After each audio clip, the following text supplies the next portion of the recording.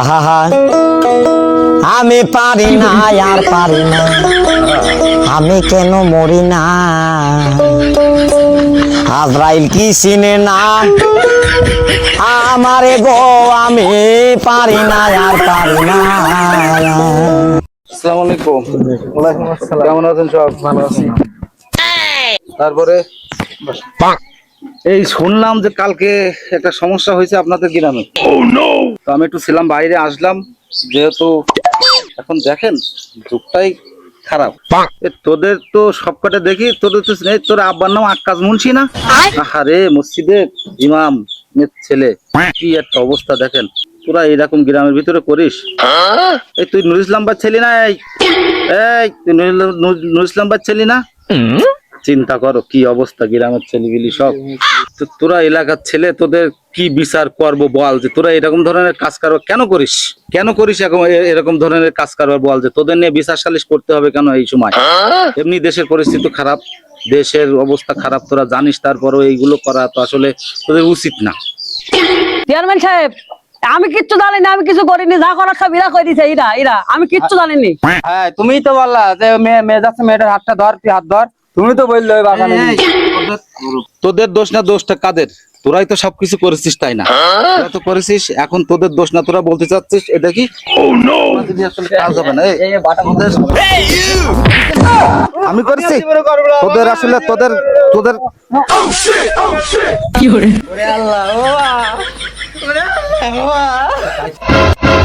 এদের মতন বদমাইশ একটাও নেই এলাকার মধ্যে।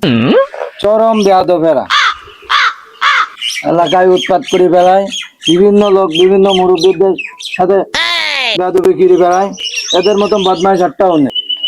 এখন বেশি আবার দেরি হয়ে যাচ্ছে, তাহলে ওই যে মহিলা ধর্ষিত হয়েছে ওই মহিলা ডাক দে, ঠিক আছে?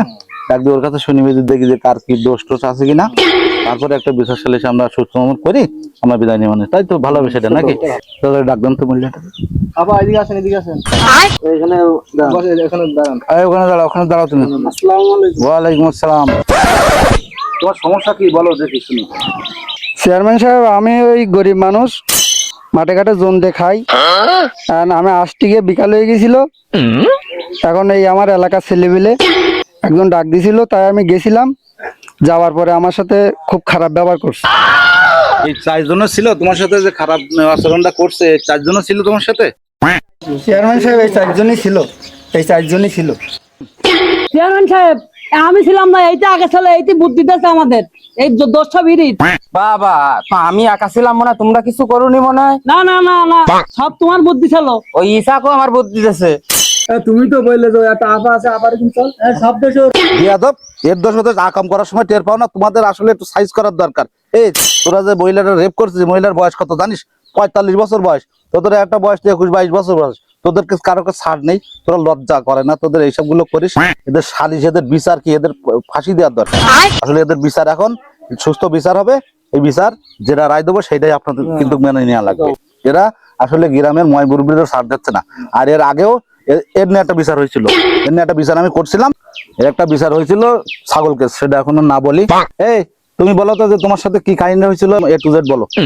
চেয়ারম্যান সাহেব, ওই দিন রং বেরঙের এই দুনিয়া হবে আন্ধার কালো, না রে না আর তো পারে না, মন আমার নাচ তুলবো একজনের হৃদয়, না রে না।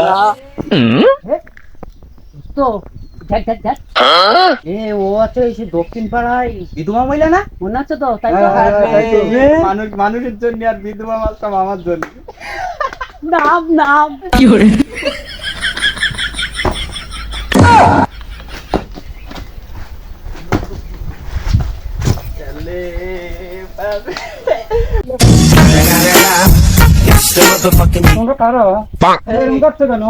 আপনার প্রতিবেশী, আপনার স্বামী নেই, আমাদের বউ নেই।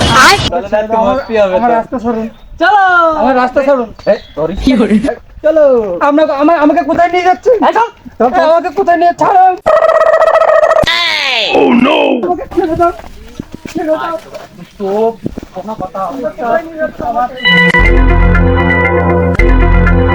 ছেড়ে দে আমাকে, এই শয়তান ছেড়ে দে, কি করে এই ছেড়ে দে। এদের একটা বিচার, সুস্থ বিচার করে দিই, যেহেতু মহিলাটা গরিব মানুষ, আরো বিধবা মানুষ, লোকের দরজায় কাজ কাম করে খায়। এরা 4 জনে 40,000 টাকা দেবে।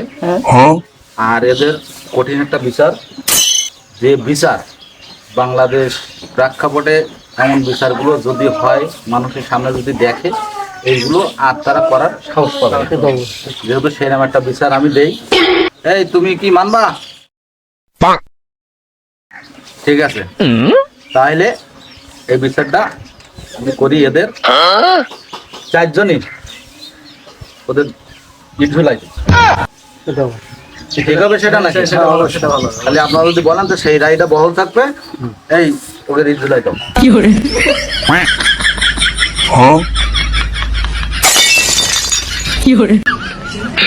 হ্যালো